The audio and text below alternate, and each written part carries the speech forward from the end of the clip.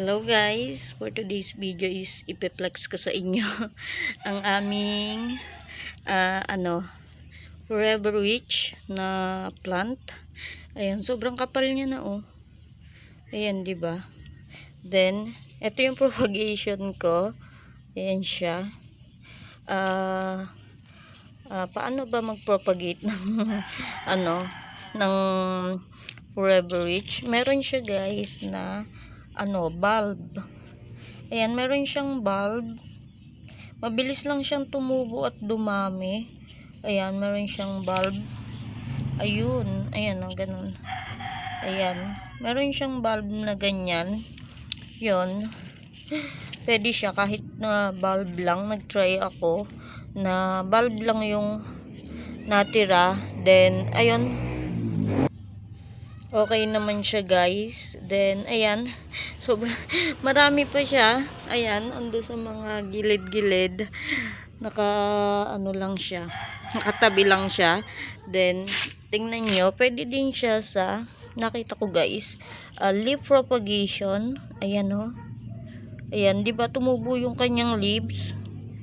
Ayan, pwede din pala siyang sa leaf propagation. Itong Forever Witch. Ayan, napakarami niya ng mga babies. Ito is pwede na siyang guys, ihiwalay. Ayan, ganyan. Kukuha lang kayo ng example.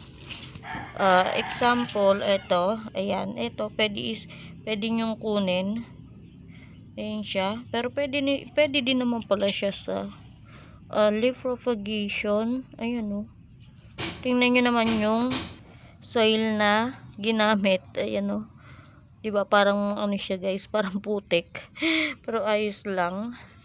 Ayan siya. Ito dati is isang bulb lang. Hiningi ko sa aking cousin. Then ayan, dumami na siya ng ganyan. Naparami ko na siya. Then ayan, ito is yung propagation nga. Ayan. Then kita nyo, ito is nag-variegated siya. Hindi ko alam bakit siya nag-variegated, kasi iisang lang naman, puno siya. Isa lang yung kinukuha na namin.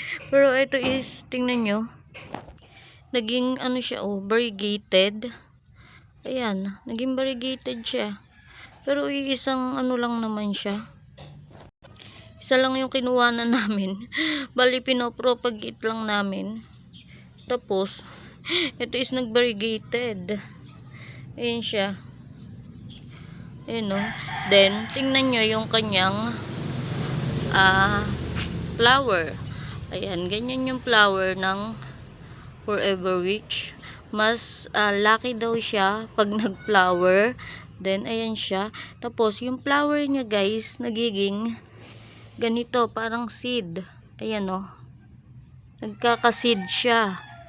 Ayan, yung flower niya is nagiging seed. Tapos, nalaglag na lang yata doon yung iba. Ayan. Ayan ko siyang tumubo doon. Diba, ang haba ng kanyang flower. Then, ayan, ganyan lang yung flower niya. White. At, ayan, sobrang kapal na, diba? Kung magpo-propagate kami is, lalo pa siyang dadami. Tingnan nyo naman yung mga pinagtaniman namin, no? Ayan. 'Di ba? Ganyan lang siya. At ayan, naputol na yung iba. Ayan siya. Pwede siyang leaf propagation. Then, ayan, sobrang dami namin na ganito. Then, ayan oh, tingnan nyo. Ito is tinamnang ko ng succulent. Tapos, nilagyan ko lang siya ng bulb. Tapos, ayan oh, meron pa nga dyan oh.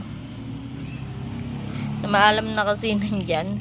So, ayan, madami pa akong maipopropagate na Forever Witch. Ayan, swerte daw to.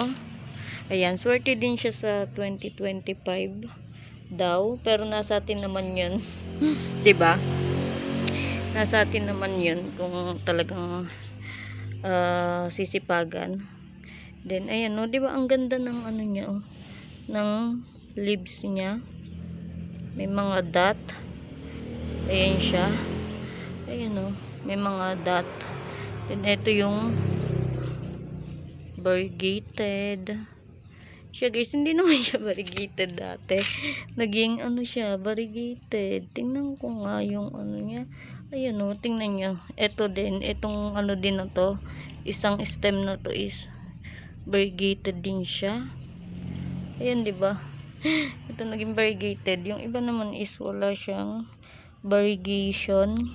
Kasi, nung kinuha ko siya is sobrang liit lang, ganito lang. Pero green siya. Hindi siya variegated. Then, yung mga propagation is, ayan, naging variegated.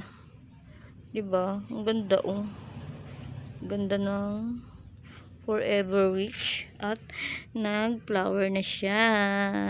Ayan, oh. Ayan, guys. So, ayan lang. Shinare namin yung, shinare ko lang yung aming Forever Rich. And ayan guys, more propagation ang ating magagawa kasi andain niya ng andain niya ng pwedeng ihiwalay. Ayan, ito din yung propagation ko din na to. Ayan o, pwede ulit siyang ihiwalay. Then ayan o, yung bulb niya, ayan o, para siyang sibuyas. Ayan guys, ayan. Ayan, pwede na yung ihiwalay. Then, madali lang naman siyang alagaan. Hindi naman siya maselan.